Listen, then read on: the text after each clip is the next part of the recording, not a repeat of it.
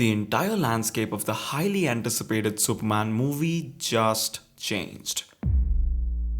The DCU, or Gunnverse as it's referred to, is in now as good of a position as it could have ever hoped to be in what could be the single worst time to release the first of a 10-year planned movie universe by a studio which is crumbling under debt and losses. So in case you haven't heard, which you most probably haven't, Warner Bros. Discovery has been split apart. Let me make it simple for all the people who just want the meat of the matter. WBD was under a lot of debt, maybe too much debt. So the president David Zaslav came up with the idea of splitting the media conglomerate into two parts. The first one being WB Streaming and Studios, which the DCU is going to be under, which will carry a teeny tiny debt of $8 billion. Well, I wasn't being sarcastic because the WBD group has a total debt of about 35 to 38 billion, which means the streaming and studios side got a much better deal. Whereas on the other hand, WB Global Networks, which is the second part of the split, will carry the lion's share of the debt, which is estimated to be about $30 billion. That extremely smart maneuver by Zaslav did two very important things. The first one is that the DCU, or James Gunn rather, is now answerable to absolutely no one. Remember this point because it's gonna come up later.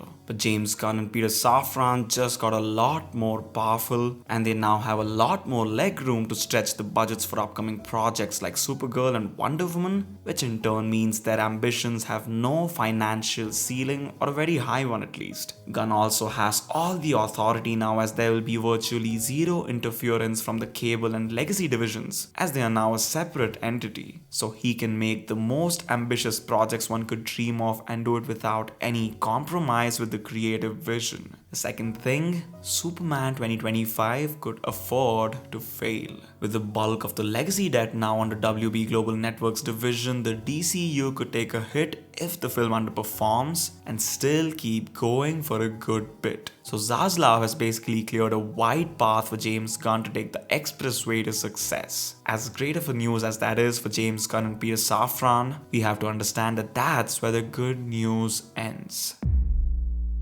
Now for the grim part, and unfortunately there's a lot of it. I've already spoken about some fundamental reasons as to why Superman 2025 will fail in a video before, so if you think I haven't covered some key points here, go watch the other one, because that's a whole other dimension as to why I think the movie will tank. Now first and foremost, let's talk about the test screenings. So the initial screenings took place somewhere around last December, and news came out that it was bad. It's 2025 and James Gunn is now the creative head for DCU. It's a fact. But another fact just as true is that he's a Marvel guy. And that was apparent because the test audiences complained of mainly too much comedy. Yup, it sounds like such an MCU thing, doesn't it? And that made perfect sense once I saw the trailer and all the TV spots and snippets that followed. This Superman looks like he's fresh out of a Marvel project, and that's bad. You see, Marvel and DC have always been poles apart. The tone of their comics, the storylines, the representation of their heroes, almost every detail couldn't be more different. Even where there's similarity, there's a ton of contrast. For example, Thanos is a supervillain who was inspired by Darkseid. You can see a ton of likeness in their appearance and origin stories. But when you take a closer look, you see Darkseid's pure evil and totalitarian mentality versus Thanos' love for the entity named Death. So at their very core, the two comic book publishers are very different. And because of this, the fans are just as divided. And now, after nearly 2 decades of Marvel putting out products that look and feel a certain way, it would have only been wise to change the tone as much as possible to make sure hardcore DC fans show up to buy the tickets. But that doesn't appear to be the case at all.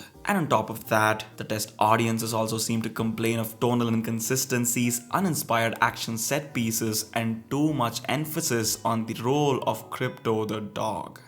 Well, speaking of crypto, is it just me or is it a bad idea? You see, I've grown up in an entirely different era of DC. I'm a Batman the Animated Series, Superman the Animated Series, and a Justice League guy. and the whole idea of Crypto being what looks like one of the main characters, all because James Gunn is a doggy lover, is just ridiculous. You see, if Gunn wanted Crypto and kept the pup in as a sidekick that showed up once in a while, that would have been fine. But the trailer shows Crypto to be in full-on action mode, which just seemed idiotic for so many different reasons. I love a cute little pup just as much as the next guy, but this is just stupid. And the reaction to all this, the audiences came out of the screenings with quote-unquote mixed to negative reactions to the film, which pushed Gunn into panic mode, and reshoots and further alterations to the film took place. I even saw news that Gunn has put in some scenes that kind of pokes fun at the Snyderverse, or rather the dark tone of the DCEU, which I think is a horrible idea if true. The last thing Gunn wants right now is to alienate ticket-buying audiences. The quote-unquote Snyder cult has apparently threatened to review bomb the film, but if it's truly good, the audiences will swarm in regardless of the small subsect of people who will write a bad review out of pure spite. But now remember in the beginning where I said Gunn is answerable to no one?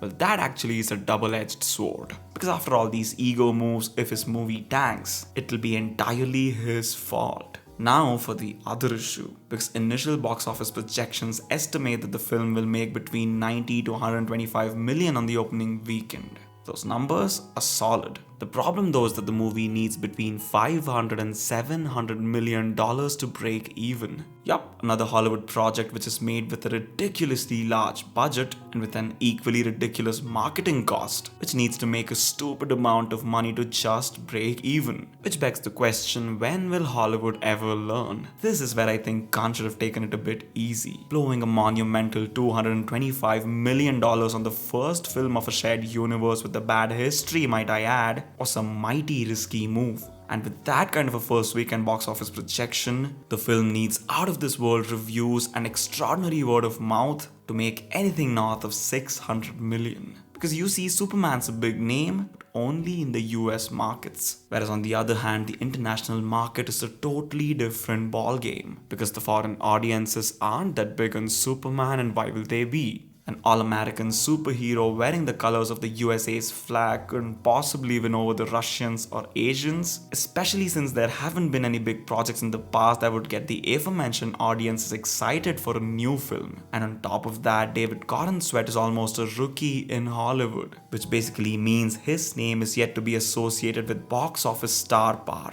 So the entire burden of pulling in the audiences will fall upon the name of Superman, who, as I said, isn't a big player in the international markets the way Batman is. And speaking of box office, the movie is facing even more challenges because it's sandwiched between two major projects: Jurassic World Rebirth, which comes out on the 4th of July, and the MCU's next big thing, Fantastic Four First Steps, which comes out 2 weeks after Superman, which is on July 25th. If Jurassic World turns out to have a good run, which going by the franchise's history it probably will, especially in the international markets, it will take away a big chunk from the opening of Superman. And even though I have little to no faith in Fantastic Four after seeing the trailer, subsequent interviews by the cast and the test screening reactions, Marvel might pull a certain Doctor Doom out of their sleeve and pull in some serious crowd for the opening, which means collections of week 3 and 4 for Superman will be decimated. And as I mentioned before, the film needs an awesome 5 to 6 week run to reach that 700 million mark to make any kind of a profit, and in the current circumstances that seems extremely unlikely. And now for the current state of Hollywood, which might I say is abysmal. It's like the machine has lost all its steam. Agenda-based movies and a focus on identity politics instead of good storytelling has caused what looks like long-term damage to the box office collections, because it looks like people are just not willing to go buy tickets to watch movies anymore,